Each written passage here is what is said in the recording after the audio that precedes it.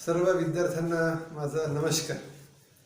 आज आपण मुद्रेचे अर्थशास्त्र या विषयामध्ये सार्वजनिक वित्त किंवा राजस्व, त्याला आपण पब्लिक फायनान्स म्हणतोय, त्या राजस्वाच्या संदर्भात आपण विचार करणार आहोत।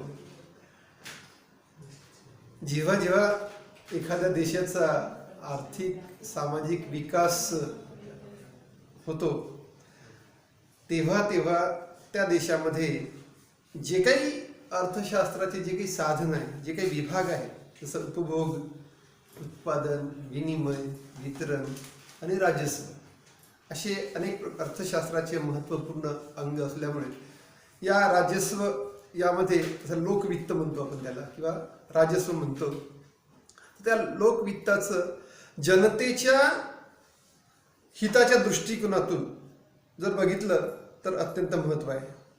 कारण जनतेच्या वित्तांचा किंवा लोकांच्या वित्तांचा किंवा पैशाचा अभ्यास करताना अनेक प्रकारच्या जबाबदाऱ्या सरकारला पूर्ण कराव्या लागतात।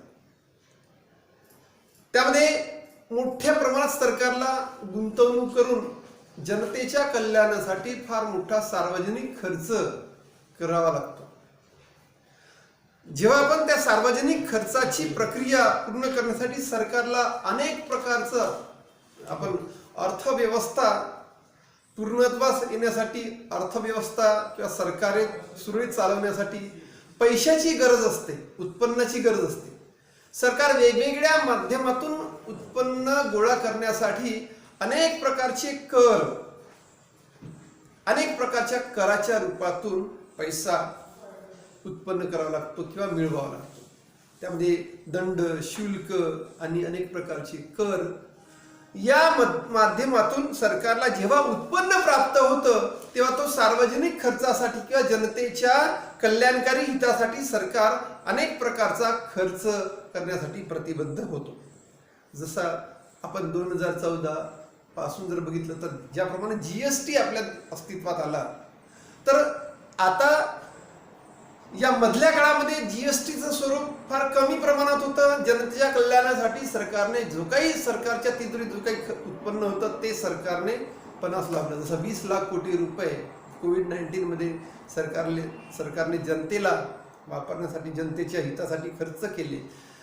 आज वर्तमान स्थितीमध्ये ती मंदीची अवस्था किंवा कोविड-19ची अवस्था पूर्णत्वास येण्यासाठी किंवा हळूहळू सावरण्यासाठी जनतेला सहकार्य राजस्वाच्या माध्यमातून किंवा पब्लिक फायनान्सच्या माध्यमातून सहकार्य करणं अत्यंत आवश्यक आहे। आणि हा संपूर्ण खर्च पूर्ण करण्यासाठी सरकारला उत्पन्नाची साधनं कोणकोणती आहे ते प्राप्त करण्यासाठी आणि मिळवलेलं उत्पन्न खर्च करण्यासाठी जे जे क्षेत्र आहे त्या क्षेत्राचा अभ्यास करणं म्हणजे राजस्वाचा अभ्यास करणं होय। यामध्ये राजस्व हे सार्वजनिक सत्तांच्या उत्पन्न मिळवण्याच्या आणि खर्च करण्याच्या पद्धतीशी निगडित असणारं शास्त्र आहे, ज्यामध्ये सरकार किंवा एखाद्या संस्थेमध्ये संघटित झालेल्या जनतेच्या अर्थकारणाचे विवेचन राजस्वामध्ये करण्यात येतं, पब्लिक फायनान्स मध्ये करण्यात येतं। आणि सरकारच्या अर्थकारणामध्ये सरकारी पैसा गोळा करण्याचा आणि तो खर्च करण्याच्या क्रियेचा समावेश राजस्वामध्ये करण्यात येतो। या संदर्भात डाल्टन जो म्हणतोय की सार्वजनिक आयव्यय हा विषय अर्थशास्त्र आणि राज्यशास्त्र यांच्या सीमारेषेवर असलेल्या अनेक विषयापैकी एक विषय आहे, ज्या विषयाचा अभ्यास आपल्याला या राजस्वामध्ये करावा लागतो। त्यामध्ये सार्वजनिक सत्तांचे उत्पन्न आणि खर्च या दोहोंचे परस्पराशी समायोजन करण्यासाठी जे काही संबंधित प्रयत्न करावे लागते ते राजस्वामध्ये किंवा पब्लिक फायनान्स मध्ये करावे लागते। म्हणून केंद्र सरकार, यामध्ये केंद्र सरकार, राज्य सरकार, स्थानिक सरकार, जसं ग्रामपंचायता, महानगरपालिका, पंचायत समित्या, नगर परिषद, महानगरपालिका, या संपूर्ण पासून जे काही सरकार उत्पन्न ज्या ज्या पद्धतीने कराच्या माध्यमातून, दंडाच्या माध्यमातून, शुल्काच्या माध्यमातून जे काही उत्पन्न प्राप्त करते ते मिळालेलं उत्पन्न कसं खर्च करायचं याचा अभ्यास करणारं शास्त्र हे राजस्व असं म्हटलं जातं। म्हणून एखाद्या सरकारी संस्थेमध्ये ज्या पद्धतीद्वारे लोकांच्या इच्छांच्या सामूहिक साधनाची व्यवस्था केली जाते आणि त्या संपूर्ण देशाच्या उद्दिष्टाच्या सफलतेसाठी किंवा पूर्णत्वासाठी जो काही आवश्यक निधी गोळा करावा लागतो, त्या पद्धतीने जे काही परीक्षण आणि मूल्यांकन करावं लागतं ते राजस्वामध्ये किंवा पब्लिक फायनान्स मध्ये करावं लागतं. म्हणजे आज जीएसटीच्या माध्यमातून 1,00,000 कोटी रुपयाच्या वर आता ही सरकारला जे काही दर महिन्याला जीएसटी प्राप्त होत आहे, म्हणजे सरकारची जी अर्थव्यवस्था, जी ढासळलेली अर्थव्यवस्था ही दुरुस्त करण्यासाठी सरकार मोठ्या प्रमाणात प्रयत्न करत आहे. आज वर्तमान स्थितीमध्ये देशामध्ये सेन्सेक्स वाढत आहे, म्हणजे लिक्विडिटी मोठ्या प्रमाणात येत आहे, विदेशी गुंतवणूक मोठ्या प्रमाणात येत आहे. याचा अर्थ तो जीएसटी प्रत्यक्ष प्रमाणात वाढत आहे असं नव्हे, देशामधला निर्यात मोठ्या प्रमाणात वाढवावा लागेल. देशामध्ये उत्पादन व्यवस्था मोठ्या प्रमाणात आपल्याला जतन करायची आहे. जसं कृषी मार्गाने, देशाच्या कृषी मार्गाने मोठ्या प्रमाणात जे काही उत्पन्न प्राप्त होऊन राहिलं, हे राजस्व टिकवण्यासाठी फार मोठं मदत होऊन राहिलेली आहे. म्हणून या संदर्भात राजस्व ही प्रक्रिया प्रत्येक राज्याच्या सार्वजनिक सत्तेचं उत्पन्न आणि खर्च या परस्पराशी असलेला जो संबंध आहे, तो वित्तीय प्रशासनाशी आणि वित्तीय नियंत्रणाशी अध्ययन करणारं शास्त्र म्हणजे राजस्व शास्त्र आहे असं म्हटलं जातं. म्हणून सार्वजनिक सार्वजनिक सत्तांच्या व्यवहाराचं मीमांसा करणारं शास्त्र म्हणजे राजस्व. म्हणजे सार्वजनिक सत्तेमध्ये केंद्र सरकार, राज्य सरकार आणि स्थानिक स्वराज्य संस्थांचा समावेश होत असतो. तर इथे राजस्वाची व्याप्ती, राजस्वाचं महत्व या संदर्भात मागच्या वेळेस आपण अभ्यास केला. मी तुम्हाला या संदर्भात इथे मात्र सार्वजनिक आयव्यय त्याचे जे विभाग आहे त्या विभागासंदर्भात आपण चर्चा करू. त्याचं महत्व, राजस्वाचं महत्व काय आहे हे समजून घेणं महत्वाचं आहे. जसं आपल्या वर्तमान अर्थव्यवस्थेमध्ये राजस्वाचं महत्वपूर्ण स्थान आहे. कारण सरकारला आर्थिक, राजकीय, सामाजिक अनेक प्रकारचे कार्य, जसं शैक्षणिक कार्य, कृषी संबंधी कार्य, अनेक प्रकारचे कार्य पूर्ण करावे लागते, ज्यामध्ये संरक्षण, कायदा, सुव्यवस्था आणि अनेक पंचवार्षिक योजना, जसं आता आपण नीती आयोग म्हणतो, नीती आयोगाच्या संदर्भात पायाभूत संरचनेची निर्मिती करत असताना, उद्योग व्यवसायाची निर्मिती करत असताना, मानवी भांडवलावरील गुंतवणूक, अशा अनेक प्रकारच्या सरकारच्या वेगवेगळ्या विभागाची महत्त्वाची कामे करताना राजस्वाची भूमिका ही समजून घेणं अत्यंत महत्त्वाचं आहे. कारण राजस्वामुळे उत्पादनाचं साधन मोठ्या प्रमाणात वितरित होत असतं. सरकारच्या तिजोरीमध्ये उत्पन्न जर जमा झालं नाही, ते मग कराच्या माध्यमातून, दंडाच्या माध्यमातून, शुल्काच्या माध्यमातून, हे वेगवेगळ्या पद्धतीने जर सरकारला जर उत्पन्न प्राप्त झालं नाही, तर उत्पादनाची साधने वितरित होत नाही किंवा उत्पादनाची साधने ठप्प होतात. तर देशाच्या राष्ट्रीय उत्पन्नाची विषमता मोजण्यासाठी किंवा राष्ट्रीय उत्पन्नाची विषमतेचं मोजमाप करण्यासाठी राजस्व अत्यंत महत्वाचं आहे. पब्लिक फायनान्स हे महत्वाचं आहे, ज्यामध्ये कर आकारणी, वेगवेगळ्या प्रकारच्या कर आकारणीचा अभ्यास केला जातो. सार्वजनिक धोरणाच्या उत्पादनाची वाढ, म्हणजे सार्वजनिक उत्पादनाच्या केंद्रामध्ये अधिक भर पडते की कमी होते, हे मोजमाप करण्यासाठी उत्पादनाची वाढ आणि उत्पन्नाच्या वितरणावर त्याचा परिणाम राजस्वामुळे होत असतो. राजस्व जर कमी झालं तर देशाची अर्थव्यवस्था डबघाईस येते, ढासळते असं आपल्याला दिसतं. म्हणून सार्वजनिक वित्ताचा उपयोग हा कल्याणकारी योजनेसाठी करणं अत्यंत आवश्यक. ज्या देशामध्ये, जो देश अविकसित म्हणून घोषित झालेला आहे किंवा विकसनशील राष्ट्रामध्ये, कल्याणकारी योजना म्हणजे जनतेच्या हितासाठी, जनतेची उपभोक्ता पूर्ण करण्यासाठी सरकारला कटिबद्ध प्रयत्न करावे लागतात. कारण आपला देश हा अल्पविकसित देश आहे.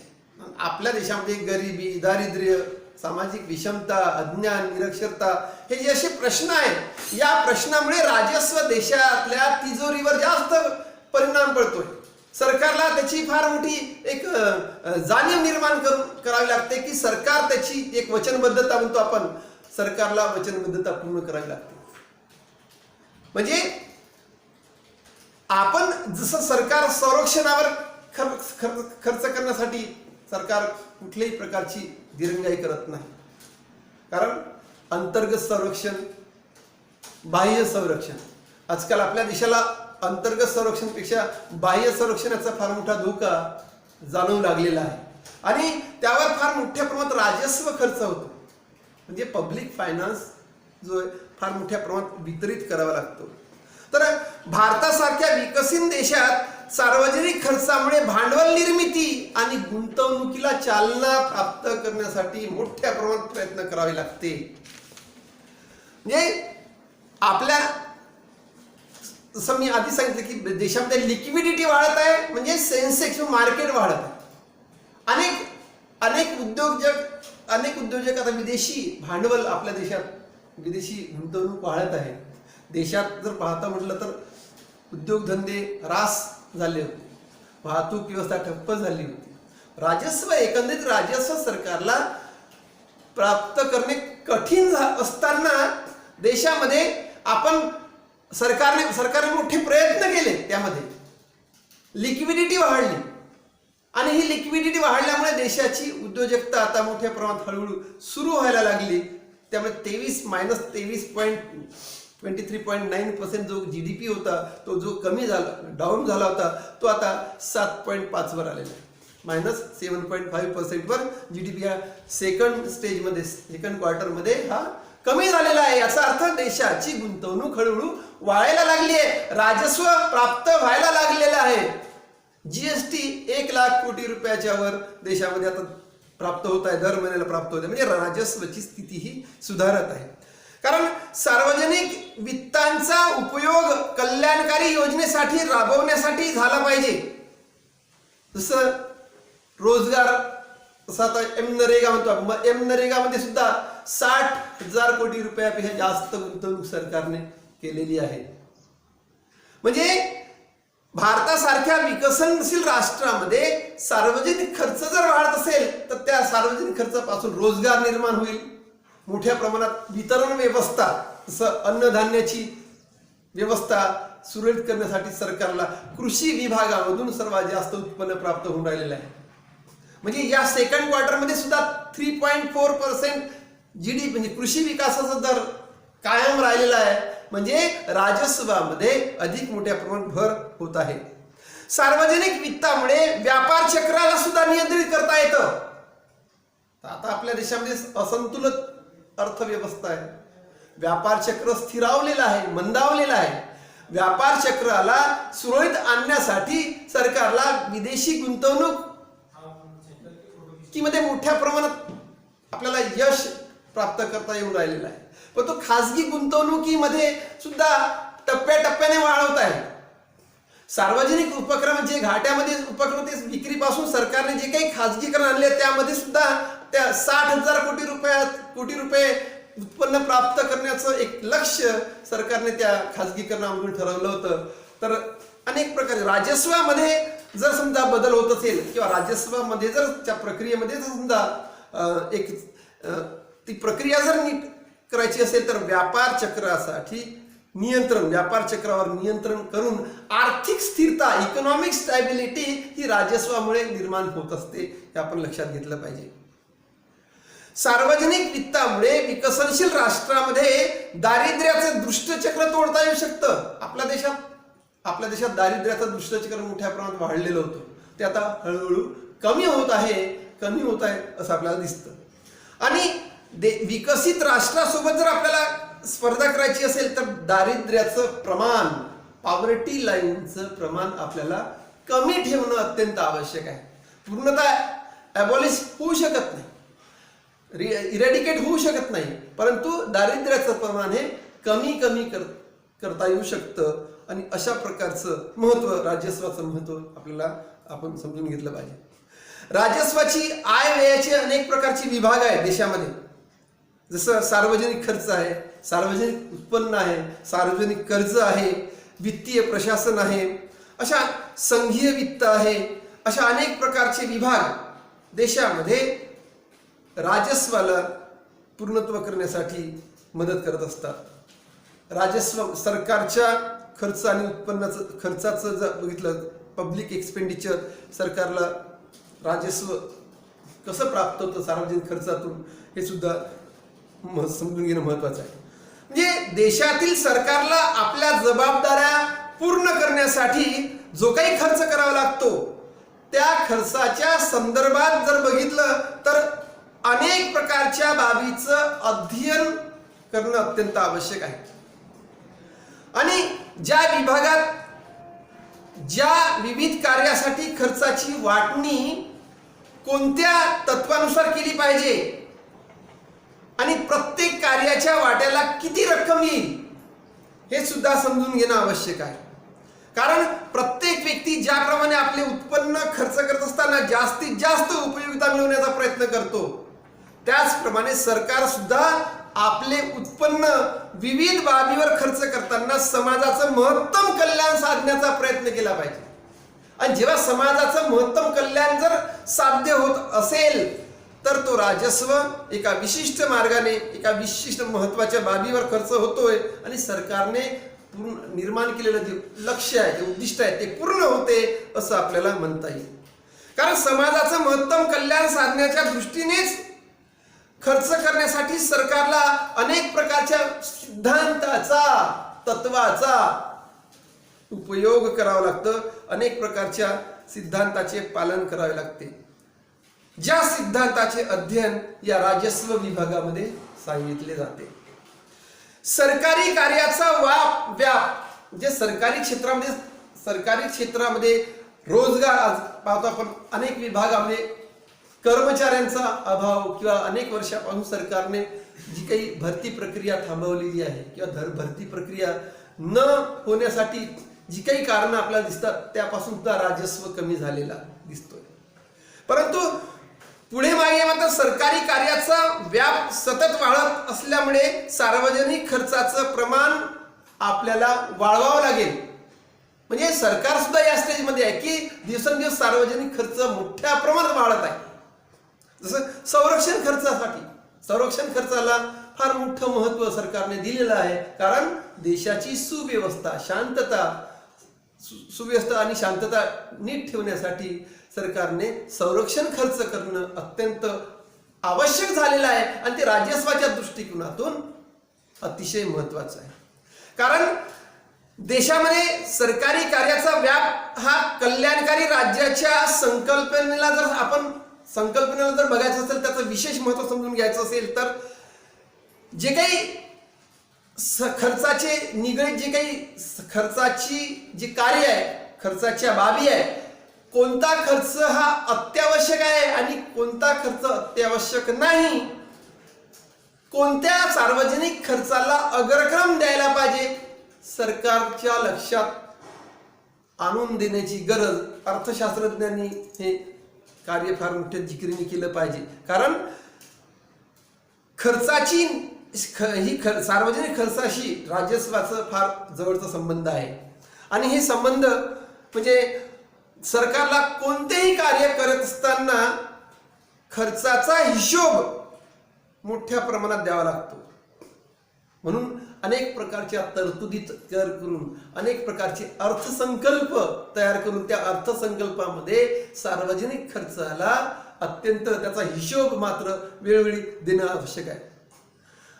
आता अलीकडे तर या 3 महिन्यामध्ये सरकारने कॅगकडून जे काही पूर्वी कॅगचा अहवाल येत होता, सार्वजनिक खर्चामध्ये जर काही अफरातफर झाली तर कॅग कमिटी चटकन लवकर रिपोर्ट देत होती. सरकारला लक्षात येत होतं की कुठे खर्च हा कसं करायचा आणि कुठे ऍक्शन घ्यायची. अनेक प्रकारचे रिपोर्ट जे काही अहवाल आहेत त्या अहवालावर दुरुस्त्या सुचवायच्या. अलीकडे मात्र याची गळचेपी झालेली आहे. सरकारला योग्य मार्गाने सार्वजनिक खर्च करण्यासाठी अनेक प्रकारचे अडथळे निर्माण होत असल्यामुळे सार्वजनिक खर्च हा राजस्वातून जे काही सार्वजनिक खर्च उभा होतो त्या सार्वजनिक खर्चाची प्रक्रिया किंवा त्याची अंमलबजावणी करण्यासाठी अनेक प्रकारचे अडथळे निर्माण होत असतात आणि राज्य सरकारे आपल्या देशामध्ये बघा अनेक राज्य सरकारे अडचणीत आलेली आहे. अनेक राज्यामध्ये कुठे शेतकऱ्यांचा किंवा कृषी कास्तकरांचा मोर्चा तर कुठे अनेक प्रकारचे वेगवेगळ्या राज्यामध्ये अनेक प्रकारची गळचेपी झालेली आहे. त्यामुळे राजस्वावर त्याचा परिणाम होतोय. प्रत्यक्ष आणि अप्रत्यक्ष राजस्वाच्या प्रक्रियेला खोळंबा निर्माण होतो. म्हणून सरकारला राजस्वापासून कोणती कार्य करायची आणि कोणती कार्य नाही करायची अनाठे प्रोत्साहन खर्च सरकारला करावा लागला. आणि आता कोविड-19 मध्ये आणखी तिसरी स्टेज सुरू होते तेव्हा आणखी सरकारला प्रोत्साहन खर्च स्टॉक करून ठेवावा लागेल.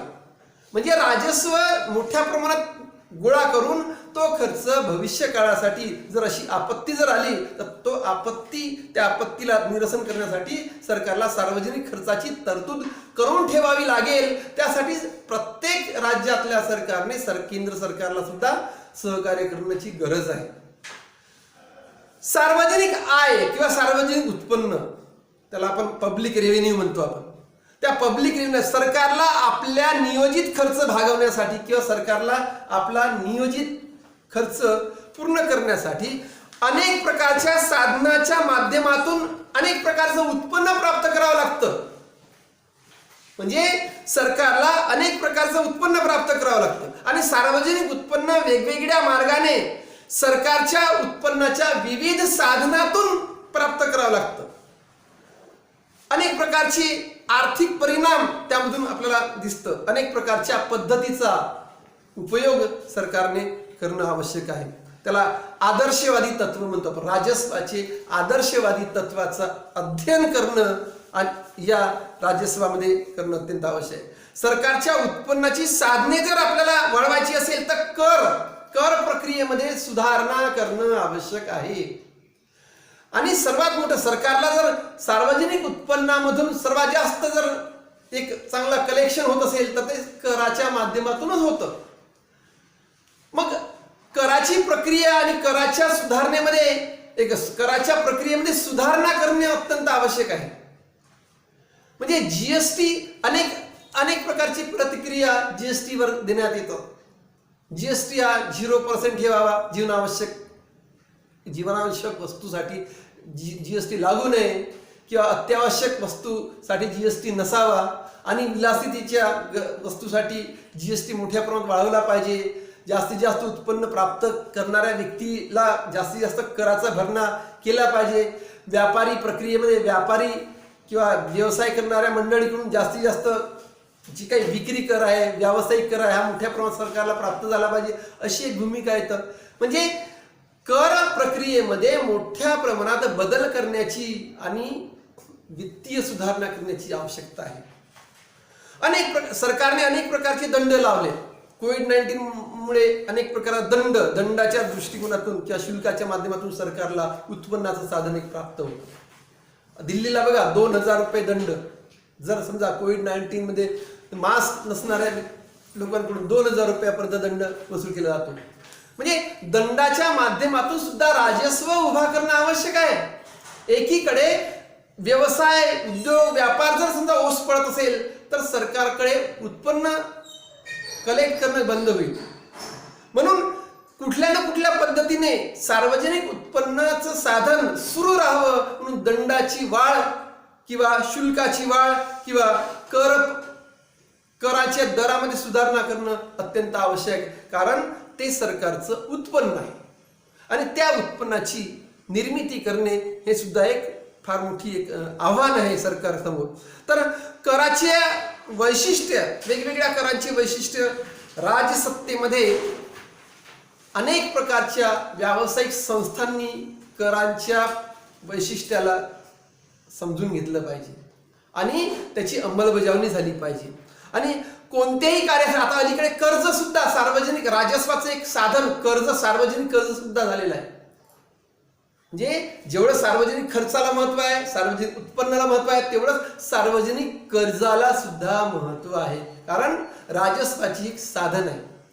अलीकडे सार्वजनिक कर्जाच्या प्रक्रियेमध्ये व्याजाचे दर सरकारी बँकांनी, खासगी बँकांनी व्याजाची दर फार मोठ्या प्रमाणात कमी करण्याची प्रक्रिया सुरू केलेली आहे. कारण जनतेची गुंतवणूक व्हावी आणि एकंदरीत बँकांचा जो एनपीए, जो वाढीव एनपीए आहे, हा एनपीए सुद्धा राजस्वाला धोका धरलेला आहे. म्हणजे सरकारला प्रत्यक्ष पद्धतीने जर केंद्र सरकारला राज्य सरकारच्या तिजोरीमध्ये जो उत्पन्नाचं साधन जर वाढलं असतं किंवा सरकारी प्रक्रियेमधून जे काही उद्योग व्यवसाय मोठ्या प्रमाणात निर्माण केले, सरकारने जे काही कर्ज दिले, त्या कर्जाची साधने अधिक स्वस्त होण्यासाठी सरकारने कर्जाची परतफेड पद्धतीमध्ये एक ऑपरेटिव्ह सिस्टम निर्माण केली पाहिजे. कारण ते वसूल केले पाहिजे.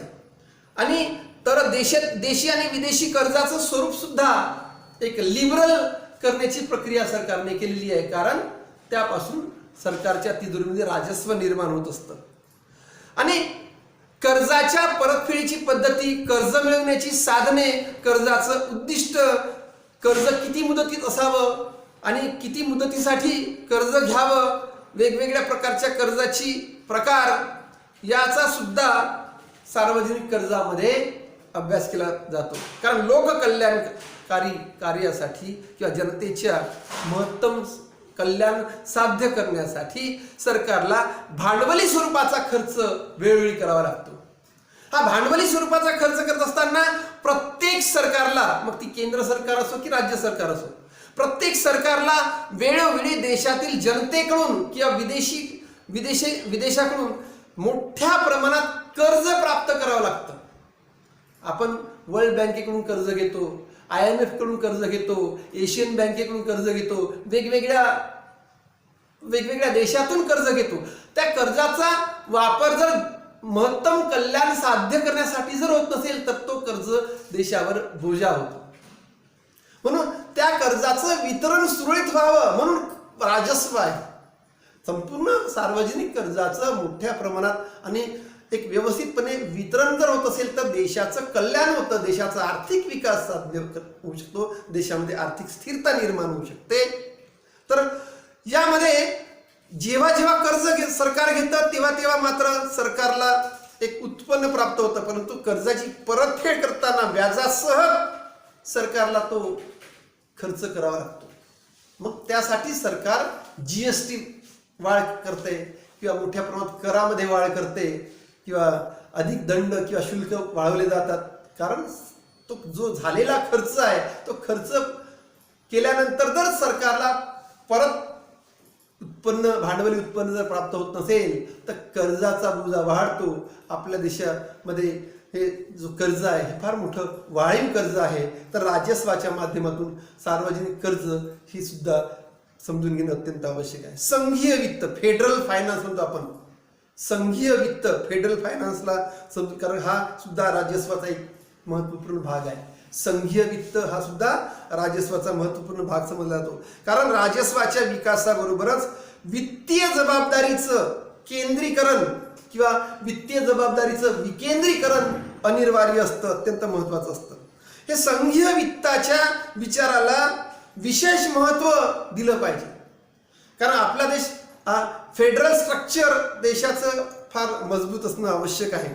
आणि देशाचं विशाल भौगोलिक राष्ट्रामध्ये, भारतासारख्या विशाल भौगोलिक राष्ट्रामध्ये सर्वात महत्वाचं कार्य, सर्वात महत्वाची जबाबदारी ही केंद्र सरकारची असते. आणि केंद्र सरकारला अनेक प्रकारच्या अडचणीला तोंड द्यावं लागतो.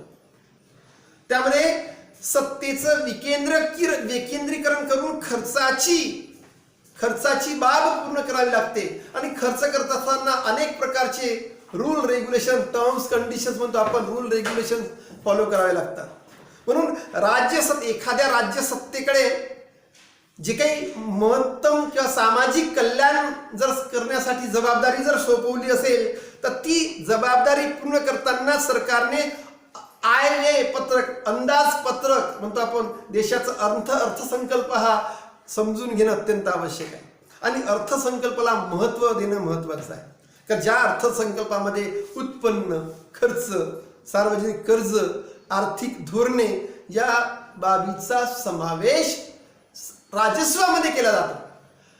आणि त्या राजस्वाची महत्त्वाची जबाबदारी पूर्ण करण्यासाठी सरकारला अल्पकालीन धोरण आणि दीर्घकालीन धोरण अशा वेगवेगळ्या धोरणाचा सुद्धा अभ्यास करावा लागतो. अल्पकालीन वित्तीय धोरण, दीर्घकालीन वित्तीय धोरण या धोरणांचा सुद्धा अभ्यास या राजस्वामध्ये करणं आवश्यक आहे. तर हा जो संघीय वित्त, हा जो राजस्वाचा महत्त्वपूर्ण भाग जो समजण्यात येतो, या विभागाला राजस्व दूर सारत नाही. संघीय वित्ताची जबाबदारी पूर्ण करण्यासाठी राजस्व किंवा पब्लिक फायनान्सला विकेंद्रीकरण, देशामध्ये सत्तेचं विकेंद्रीकरण करणं अत्यंत आवश्यक आहे. आणि या विकेंद्रीकरणातूनच जी काही वित्तीय विचाराची जी बाब आहे, संघीय वित्तीय विचाराची बाब ही दूर केली जाते, त्याच्या अडचणी दूर केल्या जातात. आणि देशामध्ये सत्तेचं विकेंद्रीकरण करून खर्चाची अनेक प्रकारची तरतूद राज्यसत्तेकडे जेव्हा सोपवण्यात येते, तेव्हा अनेक प्रकारच्या उत्पन्नाची सोय, म्हणजे कर किंवा दंड किंवा शुल्क याची सोय सरकारला करावी लागते. त्या माध्यमातून त्या तरतुदीपासून देशामध्ये खर्च, उत्पन्न आणि नागरी कर्तव्य, सिव्हिल राईट्स म्हणतो आपण, किंवा नागरी कर्तव्य याची राज्यसत्तेमध्ये जी काही वाटणी केली जाते, त्यामध्ये आर्थिक नियंत्रणे, आर्थिक संतुलने, अनुदानाचे भिन्न प्रमाण, अनुदान वाटपाची तत्वे, अधिकार आणि नियंत्रणाच्या बाबतीत अनेक प्रकारचा संघर्ष दिसून येतो. या संघर्षाला तिलांजली देण्यासाठी राजस्वाचा अभ्यास करणं अत्यंत महत्त्वाचं आहे. तर राजस्वाचे सर्व विभाग परस्पराशी असले पाहिजे. जसं सार्वजनिक खर्चाचं विभाग सार्वजनिक उत्पन्नाशी निगडीत असला पाहिजे, सार्वजनिक उत्पन्नाचा विभाग सार्वजनिक कर्जाशी निगडीत असला पाहिजे, सार्वजनिक कर्जाचा विभाग हा आर्थिक धोरणाशी किंवा नीती आयोगाशी निगडीत असला पाहिजे. म्हणजे तरच देशामध्ये एक चांगल्या प्रकारचं अर्थव्यवस्था सुरळीत किंवा नीट होईल असं आपण म्हणू शकतो. तर व्यक्तिगत आयव्यय आणि सार्वजनिक आयव्यय यामध्ये सुद्धा भेद केला जात असतो. सार्वजनिक आयव्यय आणि राजस्वाची जी काही संकल्पना आपण मांडतोय, त्यामध्ये व्यक्तिगत किंवा खाजगी आयव्ययाची तुलना सार्वजनिक आयव्ययाशी जेव्हा आपण करतो, तेव्हा अनेक मुद्दे आपल्याला अभ्यास करणं आवश्यक आहे. तर व्यक्तिगत आयव्यय आणि सार्वजनिक आयव्यय यामध्ये काय साम्य आहे हे समजून घेणं आवश्यक आहे. जसं समान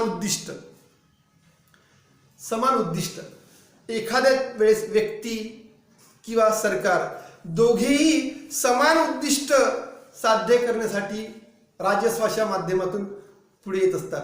जसं महत्तम समाधान मिळवणे. एखाद्या व्यक्तीचं, एखाद्या परिवाराचा उद्देश होतो की आपल्या कुटुंबामध्ये महत्तम संतुष्टी, शांतता, समृद्धी निर्माण करणे हे उद्दिष्ट असतं. तसं देशाच्या सरकारचं सुद्धा उद्दिष्ट असतं की देशामध्ये आर्थिक विकास करणे, आर्थिक शांतता, सुव्यवस्था निर्माण करणे, सुरक्षितता निर्माण करणे हे सुद्धा उद्दिष्ट असतं. म्हणजे एखाद्या व्यक्तीचं जसं उद्दिष्ट असतं की आपण शांतता आणि सुव्यवस्था निर्माण करणे, तसंच सरकारचं सुद्धा उद्दिष्ट असतं देशामध्ये शांतता आणि सुव्यवस्था निर्माण करणे. म्हणजे हे दोन्ही उद्दिष्ट राजस्वाच्या प्रक्रियेने करावे लागतात. म्हणजे एखाद्या व्यक्तीला जसं मंथली इन्कम मिळतं, तो महिन्याचा खर्च आपल्या बजेटमध्ये करत असतो. महिन्याभराच्या खर्चामध्ये उत्पन्न खर्च, त्याचा तो आयव्यय तो करत असतो. तसंच सरकारला सुद्धा देशाचं वर्षाचं अर्थसंकल्प जेव्हा तो सादर करतो, तेव्हा देशामध्ये सार्वजनिक खर्च आणि सार्वजनिक उत्पन्न याचा तौलनिक अभ्यास करून देशाचा आर्थिक विकास आणि देशाचं आर्थिक कल्याण साध्य करावं लागतो. त्यामध्ये आपण महत्तम समाधान महत्तम कल्याण साधण्याची प्रक्रिया ही व्यक्तिगत आयव्ययामुळे आणि सार्वजनिक आयव्ययामुळे सुद्धा पूर्ण होते हे आपल्याला दिसतं. त्यानंतर गरजा भागविणे. व्यक्ती केवळ स्वतःच्या गरजा पूर्ण करण्यासाठी राजस्वाचा विचार करत असतो, परंतु सरकारला सुद्धा समाजाच्या अनेक घटकांच्या समाजाच्या गरजा पूर्ण कराव्या लागतात. जसं गरीब, दारिद्र्य रेषेखाली जे असणारे लोक आहेत त्यांना रॅशनिंगची व्यवस्था सरकारने केलेली आहे.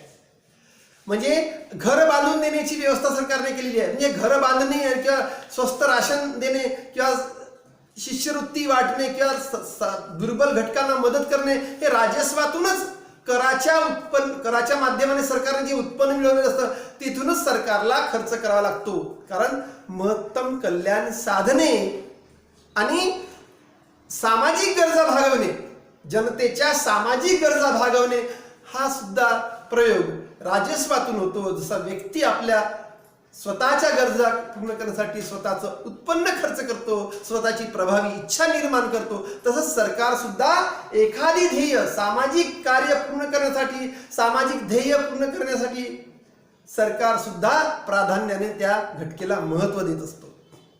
कर्ज काढणे. सरकारला सुद्धा कर्ज जसं व्यक्ती कर्ज काढतोय आपल्या गरजा आवश्यकता पूर्ण करण्यासाठी, तसं सरकार सुद्धा विश्व बँकेतून, IMF मधून किंवा वेगवेगळ्या वित्तीय संस्थांतून सरकारला सुद्धा कर्ज काढावं लागतं. कारण जेव्हा व्यक्ती आणि सरकार दोघांना सुद्धा मिळालेल्या उत्पन्नापेक्षा खर्चाचं प्रमाण जर जास्त असेल तर ती तूट भरून काढण्यासाठी दोन्ही प्रक्रियेला कर्ज काढावं लागतं. व्यक्तीलाही कर्ज काढावं लागतं आणि सरकारला सुद्धा, देशाच्या विभिन्न सरकारांना किंवा राज्य सरकारांना सुद्धा कर्ज बँकांकडून घ्यावं लागतं. उत्पन्न आणि खर्चाचं संतुलन करण्यासाठी सुद्धा सरकारला राजस्वाची प्रक्रिया पूर्ण करावी लागते. उत्पन्न आणि खर्चाचं संतुलन. व्यक्ती आणि सरकार दोन्ही प्रक्रियेला उत्पन्न आणि खर्चाचं प्रमाण जर समजा वाढलं असेल किंवा उत्पन्न आणि खर्च त्या दोघांचं संतुलन करत असताना दोन्ही वर्गाला अनेक प्रकारचे प्रयत्न करावे लागतात.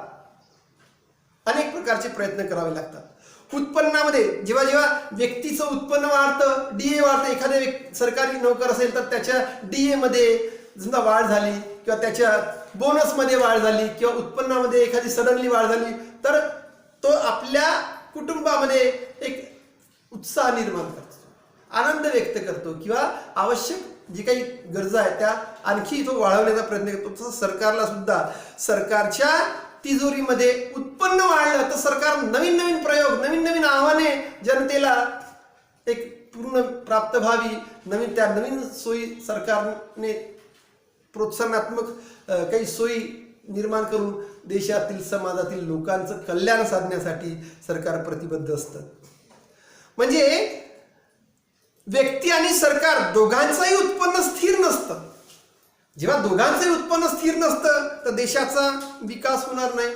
म्हणून दोघांच्याही उत्पन्नामध्ये सातत्याने बदल होणं आवश्यक आहे. म्हणून जसं व्यक्ती परिवर्तनशील आहे सुद्धा देशाची सरकारे सुद्धा परिवर्तनशील आहे. कोणतीही सरकार देशाचं अकल्याण करत नाही, जनतेचं अकल्याण करत नाही, परंतु महत्तम कल्याणकारी समाधान प्राप्त करण्यासाठी राजस्वाची निर्मिती केलेली आहे. आणि राजस्वाच्या प्रक्रियेमध्ये, अर्थसंकल्पामध्ये मोठ्या प्रमाणात सुधारणा होणं अत्यंत आवश्यक आहे. अशा प्रकारचं आपल्याला साम्य, अशा प्रकारची समानता व्यक्तिगत आय आणि सार्वजनिक आय, व्यक्तिगत उत्पन्न आणि सार्वजनिक उत्पन्न यामध्ये आपल्याला दिसून येतं. तरी इथे मी माझं लेक्चर थांबवतो. थँक्यू.